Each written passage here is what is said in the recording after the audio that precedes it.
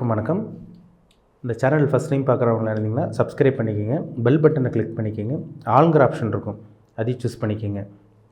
அப்போ தான் நாங்கள் போடுற பதிவுகள் எல்லாமே உங்களை வந்து சேரும். இன்றைக்கி நம்ம இந்த பதிவில் பார்க்க போகிற தலைப்பு தனுசு ராசி. காலபுருஷ தத்துவப்படி 9ஆம் ராசி தனுசு ராசி நேயர்களுக்கு எப்படி இருக்குன்னு நம்ம பார்க்கலாம். தனுசு ராசி மூல நட்சத்திரம், பூராட நட்சத்திரம், உத்தராட நட்சத்திரம், இந்த 3 நட்சத்திரங்களும் உள்ளடக்கிய ராசி தனுசு ராசி. பொதுவாக வந்து பாருங்கள், தனுசு ராசி நேயர்கள் ரொம்ப நல்லவங்களாக இருப்பீங்க, மனிதநேயம் மிக்கவங்களாக இருப்பீங்க. யாருக்கும் எந்த ஒரு கெட்டதும் எந்த ஒரு கெடுதலும் பண்ண மாட்டீங்க. மனசாட்சிப்படி நடக்கக்கூடிய ஒரே ராசி இந்த தனுசு ராசி.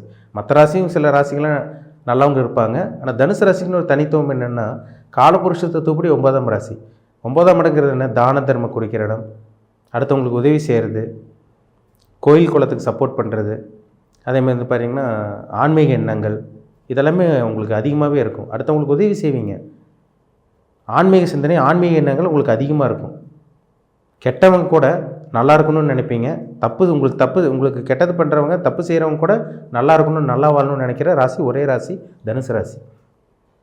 இந்த 3 நட்சத்திரம் நல்ல ஒரு நட்சத்திரம். போராடம், மூலம், உத்திராடம் நல்ல ஒரு நட்சத்திரம். ஆனால் கடந்த ஒரு 7.5 வருஷமாக நிறைய பிரச்சனைகள் நடக்கக்கூடாது, உங்கள் வாழ்க்கையில் நடக்கக்கூடாதெல்லாம் உங்கள் வாழ்க்கையில் நடந்தது. ஏகப்பட்ட பிரச்சனைகளை சந்திச்சிங்க. என்னென்னலாம் ஒரு மனுஷன் வந்து கெட்டதை அனுபவிக்க முடியாதோ அது அத்தனையுமே தனுசு ராசி நேயர்கள் நீங்கள் அனுபவிச்சிங்க. இந்த 3 நட்சத்திரக்காரங்களும் கடுமையான பாதிப்பில் இருந்தீங்க. மூல நட்சத்திரம், போராட நட்சத்திரம், உத்திராட நட்சத்திரக்காரங்களாம் கடுமையான மன உளைச்சலையும் மன ரீதியான பாதிப்புலையும் ஒரு இக்கட்டான ஒரு வாழ்க்கை, ஒரு நரக வேதனையான ஒரு வாழ்க்கை வாழ்ந்துட்டு இருந்தீங்க. ரொம்ப கஷ்டப்பட்டீங்க, ரொம்ப சிரமப்பட்டீங்க. ஆனால் இப்போ ஒரு சில பேர் வெளியே வந்திருக்கீங்க. ஏன்னா ஒரு சில பேருக்கு பாருங்கள், நல்ல தசாபுத்தி நடந்துகிட்ருக்கு, கூடவே உங்களுக்கு 7.5 சனி உங்களை விட்டு விலகிருச்சு. அப்போ அவங்களுக்கு நல்லதான் நடக்கும். கெட்ட தசாபுத்தி நடந்துகிட்ருக்கு அவங்களுக்கு தான் 7.5 சனி முடிஞ்சும் பிரச்சனை உங்களுக்கு நடந்துகிட்ருக்கு, பிரச்சனை வந்துட்டுருக்கு. ஆனால் இந்த வருடம் பாருங்கள், 2024ஆம் ஆண்டு ஒரு நல்ல ஒரு வருஷமாக உங்களுக்கு இருக்கும். ஏன்னா ராசிக்கு 3ஆம் இடத்துல சனி இருக்கார், ராசிக்கு 4ஆம் இடத்துல ராகு மீன ராசியில் இருக்காங்க, 10ஆம் இடத்துல கேது கன்னி ராசியில் இருக்காங்க. உங்கள் ராசிநாதன் சொல்லக்கூடிய குரு பகவான் 5ஆம் இடத்துல பூர்வ புண்ணியஸ்தானத்தில் இருக்கார், மேச ராசியில் இருக்காங்க. இந்த வருடம் பாருங்கள், உங்களுக்கு ராகு கேது பயிற்சி கிடையாது, சனி பயிற்சி உங்களுக்கு நடக்காது, குரு பயிற்சி மட்டும் உங்களுக்கு நடக்கும். மே மாதம் 1ஆம் தேதிக்கு பாருங்கள் குரு பயிற்சி நடக்கும்.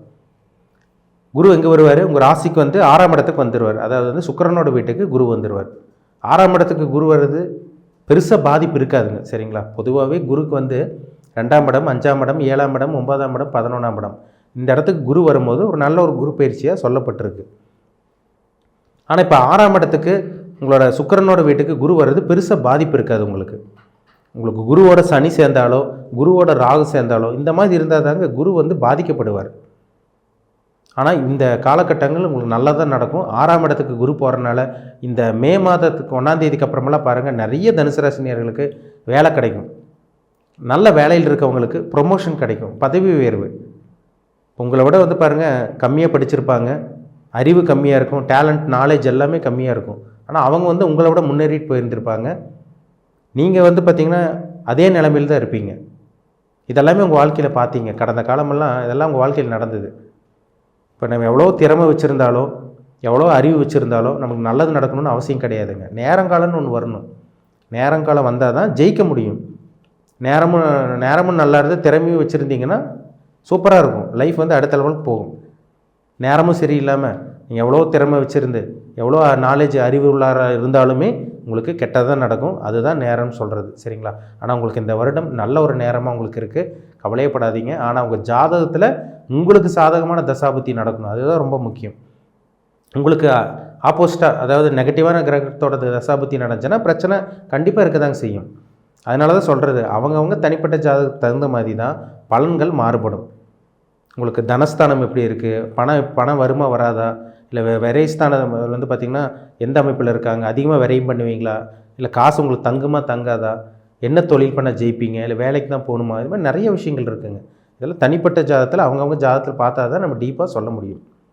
ஆனால் இந்த வருடம் வந்து பாருங்கள், பொது பலனை நம்ம ஜென்ரலாக பார்க்குறோம். நம்ம குரு 6ஆம் இடத்துக்கு வரனால நல்ல ஒரு வேலை வாங்கி கொடுத்துருவார்.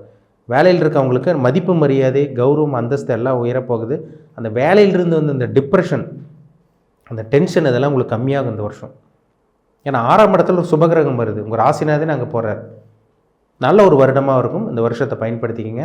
அதே மாதிரி கடன், இந்த காலகட்டங்களில் கடன் வாங்க போகிறீங்க, சுப கடனாக தான் உங்களுக்கு இருக்கும். ஏன்னா குரு உங்கள் ராசிக்கு 12ஆம் இடத்தையும் பார்ப்பார்.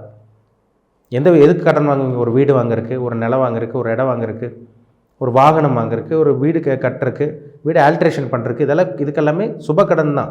இதுக்கெல்லாமே கடன் வாங்கக்கூடிய அந்த அமைப்பு உங்களுக்கு வரப்போகுது. திருமணம் ஆகாமல் இருக்க தனுசு ராசி நேயர்களுக்கு இந்த வருஷம் நல்ல வரன் வரும், திருமணம் நடக்கும், உங்களுக்கு மனசுக்கு பிடிச்ச வாழ்க்கை அமையும் நிச்சயமாக. உங்கள் ராசிக்கு குரு 10ஆம் இடத்தை பார்க்குறாரு. கேது மேலே அவரோட பார்வை விழுகிறனால இந்த வருடம் சொந்த தொழில் பண்ணிகிட்டு இருக்கவங்களுக்குங்க அபரிவிதமான முன்னேற்றம், நல்ல சக்ஸஸ் கிடைக்கும். ஏன்னா 10ஆம் இடத்துல கேது இருந்து உங்களுக்கு குருவோட பார்வை இருந்துச்சுனாலே சொந்த தொழில் பண்ணிகிட்டு இருக்கவங்களுக்கு நிறைய சக்ஸஸ் கிடைக்கும், வளர்ச்சி அதிகமாக இருக்கும். உங்கள் தொழிலில் போட்டி பொறாமைலாம் இருந்தது பார்த்தீங்களா, அது எல்லாமே கம்மியாகும். உங்களுக்கு பணமே வரமாட்டேங்குதுங்க சார், பணமே எங்களுக்கு நிற்க மாட்டேங்குது, கையில் காசு தங்க மாட்டேங்குது, பேங்க் பேலன்ஸ் ஜீரோவாக இருக்குது, யாரும் எங்களுக்கு உதவி பண்ண மாட்டேங்கிறாங்க, கடன் வாங்கி தான் எங்கள் வாழ்க்கையை ஓட்டுற மாதிரி இருக்குது, குடும்ப சூழ்நிலையெல்லாம் ரொம்ப படுமோசமாக போயிட்டுருக்கு, குடும்பத்தை எங்களால் காப்பாற்ற முடியல, குடும்பத்துக்குள்ளே பணம் இல்லாதனாலே கருத்து வேறுபாடு வந்துட்டுருக்கு, கணவன் மனைவிக்குள்ளே பிரச்சனை வந்துகிட்டே இருக்குங்கிற மாதிரி ஏகப்பட்ட தனுசு ராசி நேயர்கள் வாழ்ந்துட்டுருக்கீங்க. இந்த மாதிரி தான் வாழ்ந்துட்டுருக்கீங்க. அது எல்லாமே உங்களோட வாழ்க்கையில் இருந்து வந்த அந்த பிரச்சனைகள் எல்லாமே உங்களை விட்டு இந்த வருடம் விலக போகுதுங்கிறதுல சந்தேகமே கிடையாது. ஆனால் உங்கள் ஜாதகத்தில் யோகமான தசாபுத்தி நடக்கணும். அப்படி இருந்தால் தான் உங்களுக்கு சாதகமாக இருக்கும், இல்லைன்னா பாதகமாக தான் இருக்கும். இந்த கடன் வச்சுருந்தீங்க பார்த்தீங்களா, நிறைய கடன் வச்சுருந்தீங்க பார்த்தீங்களா, சம்பாதிக்கிறதெல்லாம் வட்டி மேலே வட்டி கொடுத்து அப்படியே போயிட்டு இருந்தது உங்கள் வாழ்க்கை. இந்த மாதம் சம்பளம் வாங்கினீங்கன்னா அப்படியே கடங்காரங்களுக்கு போச்சு, வீட்டு செலவுக்கும் கடங்காரங்களுக்கு போகிறக்கே சரியாக போச்சு, உங்களால் சேமிப்பு பண்ண முடியல. அந்த அளவுக்கு ஒரு இக்கட்டான ஒரு வாழ்க்கை, ஒரு வறுமையான ஒரு வாழ்க்கையை தான் வாழ்ந்துட்டு இருந்தீங்க தனுசு ராசி நேயர்கள். இப்போ 6ஆம் இடத்துக்கு குரு வர்றாரு, அந்த குரு 10ஆம் இடத்தை பார்க்குறாரு, 12ஆம் இடமான விரயஸ்தானத்தை பார்க்குறதுனால சுப விரயங்கள் ஏற்படும். உங்கள் ராசிக்கு 9ஆம் பார்வையாக 2ஆம் இடத்தை பார்க்குறாரு. அதாவது உங்கள் ராசிக்கு குரு பாருங்கள் 6ஆம் இடத்துலேருந்து 9ஆம் பார்வையாக உங்கள் ராசிக்கு 2ஆம் இடத்தை பார்க்குறாரு. அப்போ தனஸ்தானத்தை பார்க்குறதுனால நிச்சயமாக பணம் வரும் உங்களுக்கு. அதனால் அந்த பயமோ பதட்டமோ உங்களுக்கு தேவையே இல்லை, தேவையில்லாமல் குழம்பிக்காதீங்க. அந்த கருத்து வேறுபாடு, அந்த கருத்து மோதல், அந்த குடும்பத்தில் இருந்து அந்த பிரச்சனைகள் எல்லாம் விலகி குடும்பத்தில் நிம்மதியான ஒரு வாழ்க்கையை வாழ போகிறீங்க. ஏன்னா ராசிக்கு 2ஆம் இடத்தை குரு பார்க்குறாரு.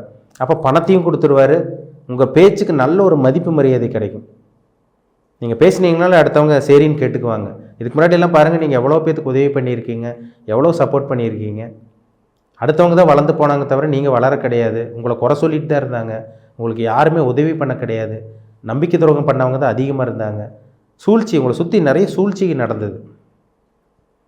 எல்லாமே பாருங்கள் நெகட்டிவாக தான் உங்களுக்கு நடந்தது. நீங்கள் ஒன்று நினச்சிருப்பீங்க, கடந்த ஒரு 7.5 வருஷமாக நீங்கள் நினச்சது ஒன்று, நடந்தது வேறையாக இருந்திருக்கும். தொழிலில் முன்னேற்றம் இல்லை, வேலையில் பிரச்சனை, மேலதிகாரிகள் உங்களுக்கும் நிறைய மிஸ் அண்டர்ஸ்டாண்டிங் இருந்தது, கணவன் மனைவி பிரிவினைகள், நண்பர்கள் உங்களை ஏமாற்றினாங்க, நண்பர்களோட உண்மையான சுயரூபம் உங்களுக்கு தெரிய வந்தது. இது எல்லாமே நீங்கள் அனுபவிச்சிங்க. ஆனால் இந்த வருடம் நல்ல ஒரு வாழ்க்கையை வாழ போகிறீங்க. ராசிக்கு 2ஆம் இடத்துக்கு குரு பார்க்குறாரு. நிச்சயமாக அந்த வருடம் தனம் வரக்கூடிய மாதமாக, பணம் வரக்கூடிய வருடமாக அந்த மே மாதத்திலிருந்து உங்களுக்கு இருக்கும். குடும்பத்திலிருந்து அந்த குழப்பங்கள் விலகி கணவன் மனைவி நிம்மதியாக வாழ போகிறீங்க. நல்ல ஒரு புத்திர பாக்கியம், நல்ல ஒரு திருமண வாழ்க்கை உங்களுக்கு அமைய போகுது இந்த வருடம். 2ஆம் திருமணத்துக்கு உண்டான முயற்சி உங்களுக்கு நல்லபடியாக இருக்கும். நினச்சது நடக்கும், தொட்டது தொடங்கக்கூடிய நல்ல ஒரு வருடமாக இருக்கும். கடன் இருக்குங்க, சரிங்களா, சுப கடனாக தான் இருக்கும். கடன் சுத்தமாக இல்லைன்னு சொல்லிட முடியாது. இந்த வருடம் கடன் உங்களுக்கு இருக்கும். அதை கடன் வாங்கி தேவையான விஷயங்களுக்கு தான் செலவு பண்ணுவீங்க. கடனும் உங்களால் ஈஸியாக இந்த வருடம் உங்களால் அடைச்சிடவும் முடியும், சரிங்களா. 2022, 2023 பட்ட கஷ்டத்துக்கு விட இந்த 2024ஆம் ஆண்டு ஓரளவுக்கு உங்களுக்கு நல்லாவே இருக்கும் உங்களுக்கு, சரிங்களா. நல்ல ஒரு வருடமாக உங்களுக்கு இருக்கும். உங்களுக்கு பிடிச்சதெல்லாம் வாங்க முடியும், வீட்டுக்கு தேவையான பொருட்களெல்லாம் வாங்கி போட போகிறீங்க. சுபவிரயங்கள் ஏற்படும். அதனால தான் மறுபடியும் சொல்கிறேன், ராசிக்கு 12ஆம் இடத்தை குரு பார்க்குறார். சுபவிரயங்கள் இருக்கக்கூடிய நல்ல ஒரு வருடமாக இருக்குங்க. அதனால் எல்லாமே சுப விஷயமாக, நல்ல ஒரு விஷயமாக இந்த வருடம் தனுசு ராசி நேயர்களுக்கு நிச்சயமாக அமையும். உங்கள் ஜாதகம் செக் பண்ணுங்கள், என்ன தசாபுத்தி போகுது, உங்களோட லைஃப் எப்படி போயிட்டுருக்கும், லைஃப் எப்படி போயிட்டுருக்கு, எதெல்லாம் அனுபவிப்பீங்க, எதெல்லாம் அனுபவிக்க மாட்டீங்க, என்னெல்லாம் நடக்கும், என்னெல்லாம் நடக்காது, இதெல்லாம் பார்த்து தெரிஞ்சுக்குங்க. அடுத்து உங்கள் வாழ்க்கை எப்படி கொண்டு போகலாம், எந்த விஷயத்தில் கவனமாக இருக்கணும், எல்லாமே நம்ம தனிப்பட்ட ஜாதகம் பார்த்தா தான் நம்ம டீப்பாக தெளிவாக சொல்ல முடியும், சரிங்களா. மீண்டும் அடுத்த பதிவில் சந்திக்கும் வரை உங்களிடமிருந்து விடைபெறுவது உங்கள் ஜோதிடர் தமிழரசன். இந்த சேனல் பிடிச்சிருந்தால் உங்கள் நண்பர்களுக்கு உறவினருக்கும் ஷேர் பண்ணுங்கள், லைக் பண்ணுங்கள், சப்ஸ்கிரைப் பண்ணுங்கள், பெல் பட்டனை கிளிக் பண்ணிக்கோங்க, ஆளுங்கிற ஆப்ஷன் இருக்கும், அதையும் சூஸ் பண்ணிக்கோங்க. அப்போ தான் நாங்கள் போடுற பதிவுகள் எல்லாமே உங்களை சேரும். நன்றி, வணக்கம்.